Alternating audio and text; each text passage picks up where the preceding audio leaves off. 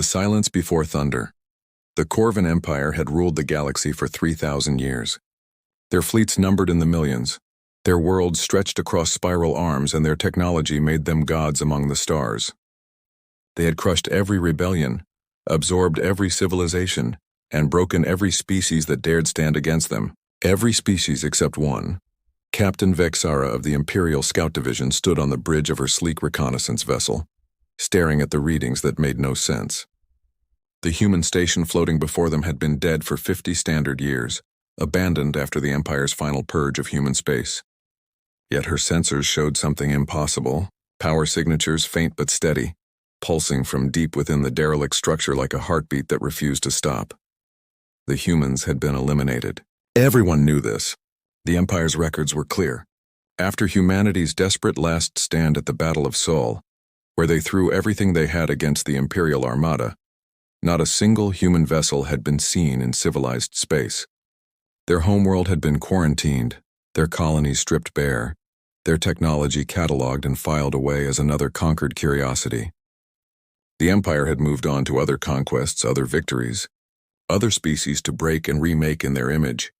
But here was this station, drifting in the void between systems, in a patch of space so empty and worthless that no patrol had bothered to check it in decades. Vexara's 6 eyes narrowed as she studied the scan data.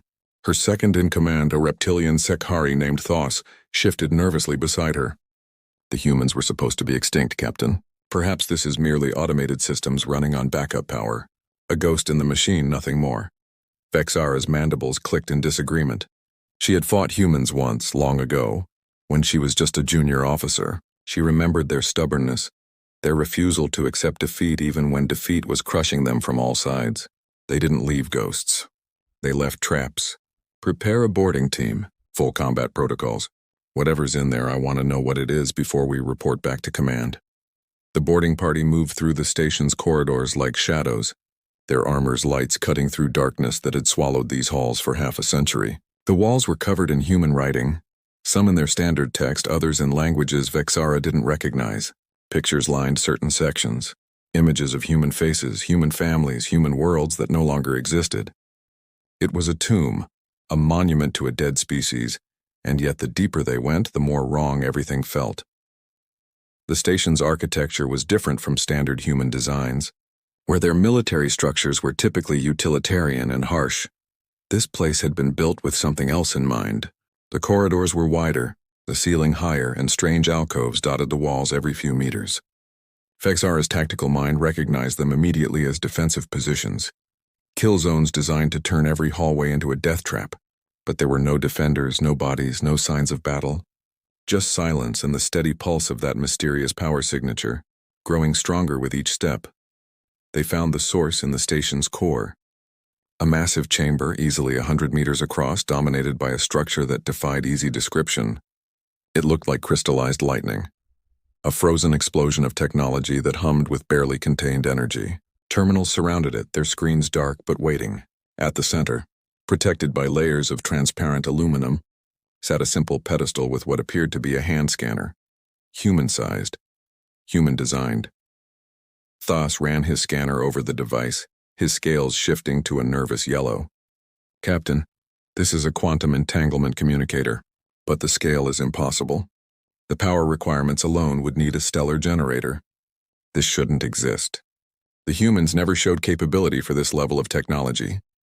Vexara approached the pedestal slowly. In her years of service, she had seen the Empire dissect hundreds of human technologies. They were clever engineers, yes, but nothing revolutionary. Nothing that threatened the Empire's superiority. Yet here was something that even their best scientists would struggle to explain. She reached out with one of her secondary arms, hesitating, just before touching the scanner. Every instinct screamed danger, but her curiosity was stronger. The moment her appendage touched the scanner, the station came alive. Lights exploded across every surface, terminals blazed to life, and the crystalline structure at the room's heart began to pulse with increasing intensity. Vexara jumped back, weapons drawn as her team formed a defensive circle. But no attack came. Instead, a voice filled the chamber. Not through speakers, but through the quantum field itself, resonating in their bones and bypassed their translators entirely. Authentication confirmed. Non-human contact detected. Initiating Protocol 7. Please stand by for dimensional shift. The air itself seemed to tear apart. Reality twisted, space folded, and through the impossible gap that opened before them, stepped a human. Not a hologram, not a recording, but a living, breathing human in an admiral's uniform that bore no imperial registration. He was older, perhaps 60 standard years, with gray hair and eyes that held a weight of knowledge that made even Vexara step back. Behind him, through the tear in space, she could see something that stopped her heart's cold. Ships, hundreds of them. Human ships, but not like any the Empire had ever catalogued. The human smiled, and it was neither warm nor cold. Simply inevitable. Hello, Captain Vexara. My name is Admiral Marcus Chen, commanding officer of the Prometheus and the Terra Shadow Fleet. We've been waiting for someone to find this station for quite some time. Congratulations, you've just activated humanity's return. Protocol. Vexara's weapon was in her hand before conscious thought. Impossible, the humans are extinct. We destroyed your fleets, burned your world, scattered your people to the void. You're dead. All of you are dead. Admiral Chen clasped his hands behind his back, a gesture so casually human it made the impossible seem mundane. Death is a matter of perspective, Captain. When your empire came for us, we knew we couldn't win. Not in conventional warfare. Your ships were too many. Your technology too advanced, your resources too vast. So we didn't fight to win. We fought to buy time. Time to build these stations. Time to perfect quantum folding technology. Time to disappear into the spaces between spaces. The dimensions between dimensions. The tear behind him widened and more humans stepped through. Soldiers, but their armor was unlike anything in the Empire's databases. It seemed to shift and flow, adapting to the environment in real time. Scientists with devices that made Vexara's advanced sensors look like children's toys, and more concerning, aliens she didn't recognize, species that weren't in any imperial record, wearing human insignia and standing as equals among the crew. Chen continued, his voice carrying the weight of 50 years of preparation. While your empire celebrated victory over humanity, we've been busy. Building, learning, preparing. You see, Captain, humans have one trait that your empire never understood. We're very, very good at making friends. And in the places your empire couldn't reach, in the dimensions your scientists don't believe exist, we found others. Others who had fled. Others who had hidden. Others who had been waiting for someone crazy enough to unite them. The station's entire structure began to shift. Walls reconfiguring, revealing weapon systems that had been hidden in plain sight. The derelict station was transforming into something else entirely. A fortress, a gateway, a beachhead. Vexara's mind raced through the implications. You're invading. This is an invasion. Chen shook his head. No, Captain. An invasion implies we're coming from outside. We never left. We've been here all along. In the spaces between your sensors and the dimensions below your reality. In the quantum foam that connects every point in space. This isn't an invasion. This is a return, and you're going to deliver a message to your empire for us. The Admiral gestured, and one of his soldiers handed Vexara a datapad, human technology, but it interfaced perfectly with her armor's systems. On it was a single set of coordinates and a timestamp, 48 standard hours from now. Tell your commanders to send their best fleet to those coordinates, not to fight but to talk. We have terms to discuss, terms for the Empire's survival. Because, Captain, while you thought you were hunting the last humans in the galaxy, we've been building something that makes your 3,000-year empire look like a temporary inconvenience. The quantum tear began to close, but not before Vexara saw more of what lay beyond. Not hundreds of ships, thousands, tens of thousands, and among them, vessels that dwarfed even the Empire's greatest dreadnoughts. The human fleet hadn't just survived. It had evolved. It had grown.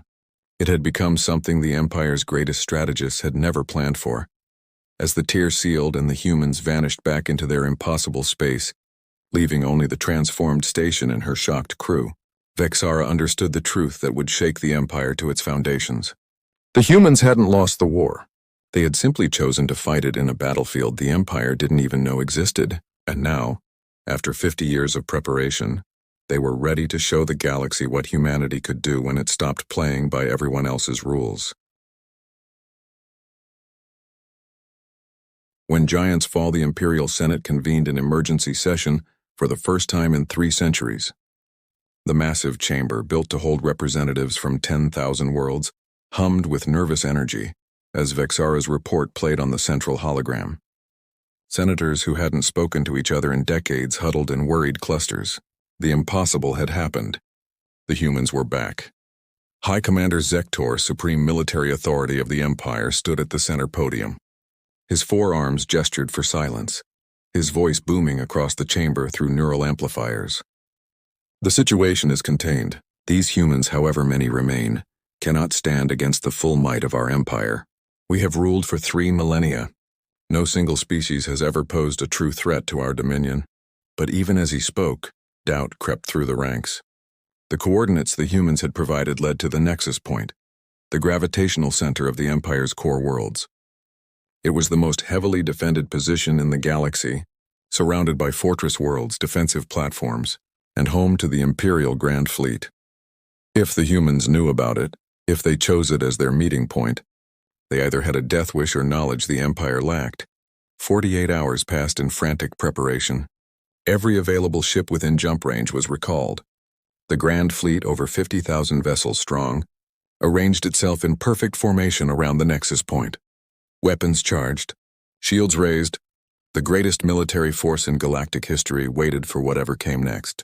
They expected a small fleet, perhaps a few hundred ships at most, survivors clinging to desperate hope. What emerged from quantum space shattered every expectation and protocol. It began as a ripple in space-time, sensors screaming warnings about dimensional distortions that shouldn't be possible. Then reality cracked like glass, and through the fractures came the human fleet. But calling it a fleet was like calling a supernova a spark. Ships poured through dimensional tiers by the thousands, each one unique, each one impossible. They weren't just human vessels. They bore the markings of 100 different species. Many the Empire had never encountered, all united under a single banner. The banner of Terra. At the fleet's heart was the Prometheus, Admiral Chen's flagship. It was a kilometer of crystallized impossibility, a ship that seemed to exist in multiple dimensions simultaneously.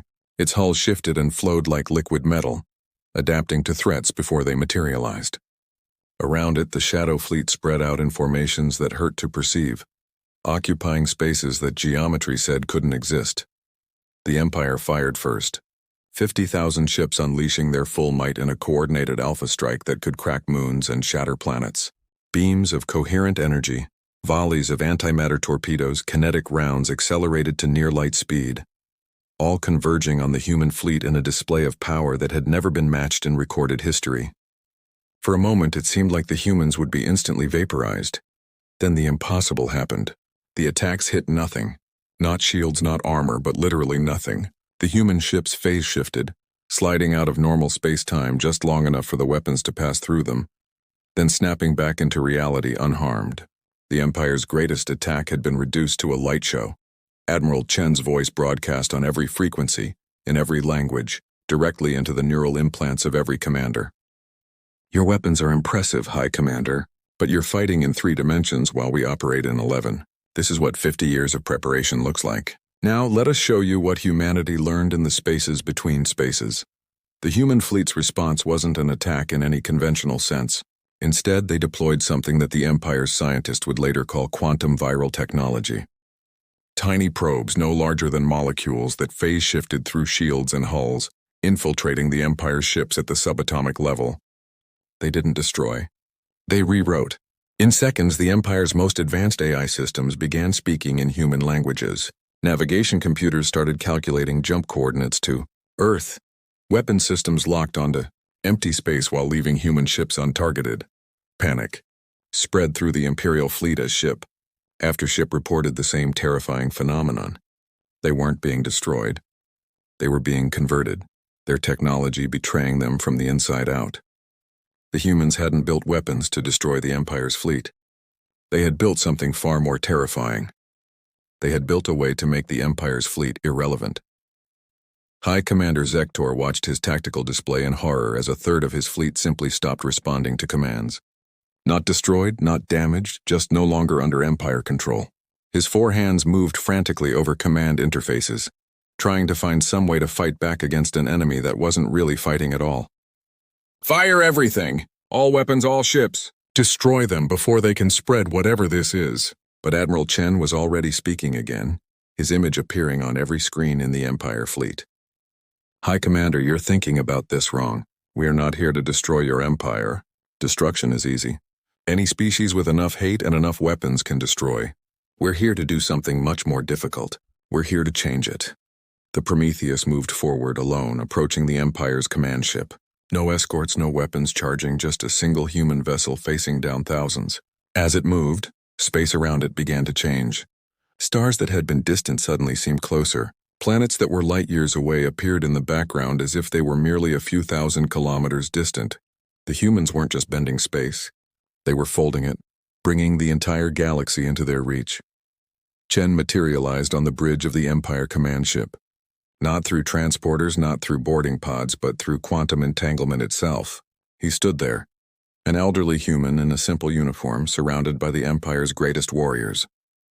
And not one of them raised a weapon. They couldn't. The same quantum field that allowed him to appear also created a bubble of altered physics around him. In his presence, weapons simply didn't function as they should. The Admiral walked calmly to where High Commander Zektor stood, looking up at the much larger alien.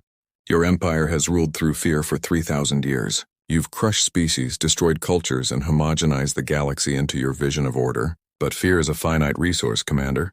Eventually people stop being afraid and start being angry. And when enough angry people find each other, when they find someone willing to unite them, fear becomes useless." Zektor's voice was strained, his authority crumbling. "What do you want? What does humanity want?" Chen smiled, that same inevitable smile from the station. "We want what we've always wanted. To explore, to grow, to make friends and build amazing things. But your empire made that impossible, so we had to remove ourselves from your equation. Find others who shared our dreams and build something new. Now we're offering you a choice. The empire can adapt, become part of something larger, something where every species has a voice. Or it can resist and we'll simply work around you. Either way, the age of the Corvan Empire ruling through fear is over." The human touched a device on his wrist, and every screen in the Empire fleet displayed the same image. Star systems the Empire had never detected. Civilizations thriving in dimensional pockets. Hundreds of species, working together, building together, all connected through humanity's quantum network. The galaxy the Empire thought it ruled completely was only a fraction of what actually existed. Humanity hadn't just survived. They had found everyone else who had hidden from the Empire and given them the tools to step back into the light. The High Commander's shoulders sagged as the weight of reality crushed down upon him. "You've already won. This display, this confrontation, it's just a formality."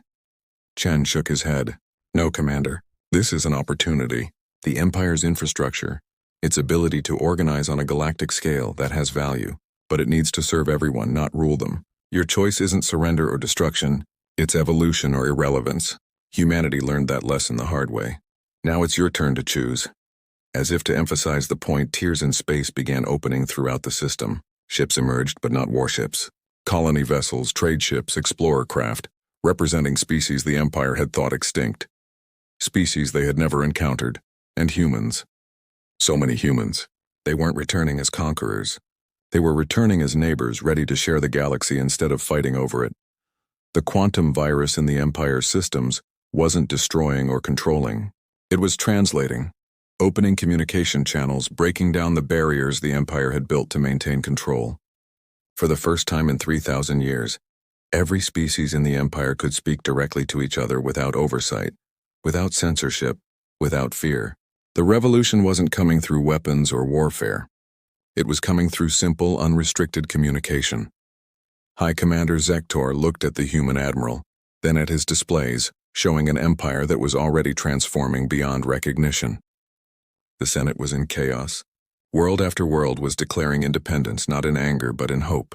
The rigid structure that had defined galactic civilization for millennia was dissolving like salt in water, replaced by something organic, chaotic, and alive.